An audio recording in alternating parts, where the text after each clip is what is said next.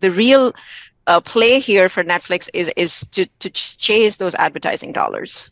How much could it actually help? Like, what kind of numbers are we looking at? Like X amount of its revenue now that could be X amount in 5 years. So right now the revenue is de minimis, right? They launched the advertising tier in November of 2022, kind of had a really, really slow start. But the most recent number that they reported was 23 million monthly active users. So we think that translates roughly to about 12 million or 13 million subscribers on the ad platform. Ultimately, what we want to be able to see for scale, we know that Amazon Prime is actually launching, I think just in a few days, they're kind of launching video ads on Prime Video. And the audience right off the bat that they've kind of cited to advertisers is 115 million. So what you really kind of want to see is 50 million, 100 million. That is really kind of the captive audience, the critical mass that we're looking for. In terms of how much can advertising potentially be, so right now Netflix is about a $35-40 billion business. I think if it takes off in a big way, probably in the next 2 years, I wouldn't be surprised if advertising made up about 10 to 15% of Netflix's revenue. Yeah, that's a lot. So, Geetha, is this maybe the first step, dipping the toe in the pool of maybe becoming a bigger player in sports overall? That, again, they've kind of resisted and been very adamant about they don't have an interest in sports, maybe because of the price tag. But is this maybe the first opportunity here? I definitely think so. Yes, they have spoken about the price tag. Again, this is, definitely a hefty price tag. It's $5 billion over a span of 10 years. So they're spending 500 million a year. But again, they're not necessarily betting the farm, right? Because if we wanted to see Netflix do something transformative, it would have to be like maybe buying a gaming studio, which would be upwards of, 15, 20, $30 billion, or maybe just buying a film studio, again, which would be a huge price tag. Of course, sports rights are also expensive. This kind of, I think, allows them to dip their toes a little bit. It's still 500 million. It's not some crazy number like, what some of the other big media giants are paying for sports rights. You look at Disney, they're paying upwards of $10 billion just for all of the sports rights that they have.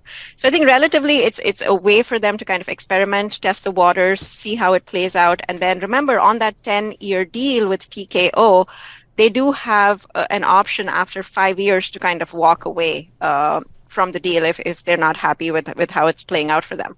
But still, I mean, for TKO, like it's kind of double what they were getting with regular cable. So how much is the content spend concern worth to the share price of Netflix?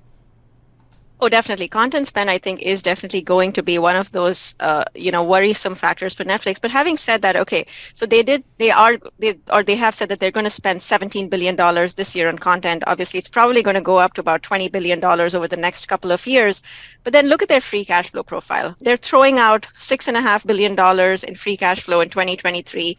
That probably goes to about $10 billion in the next few years.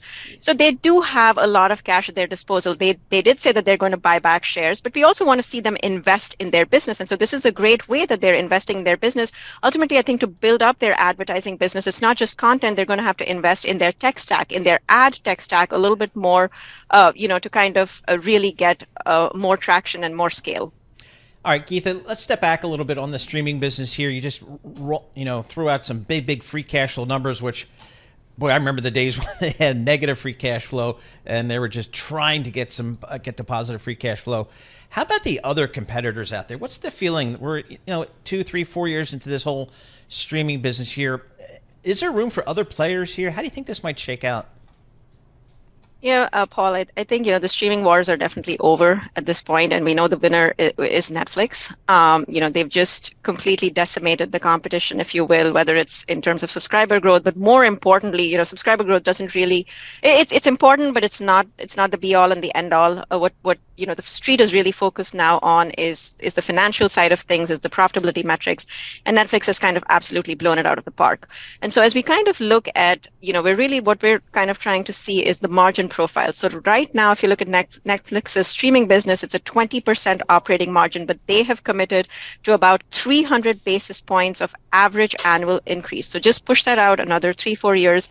Very soon, we could be seeing upwards of 30% operating margins. Can any of the other players, like a Disney, like a Warner Brothers Discovery, replicate that? They did have those margins in their cable TV business. Unfortunately, in the streaming business, it's going to be a really, really long haul. We do think that they could potentially maybe get to, 10%, 15%, but it's going to take them a very, very long time. And who knows how the whole landscape is going to shift by that time.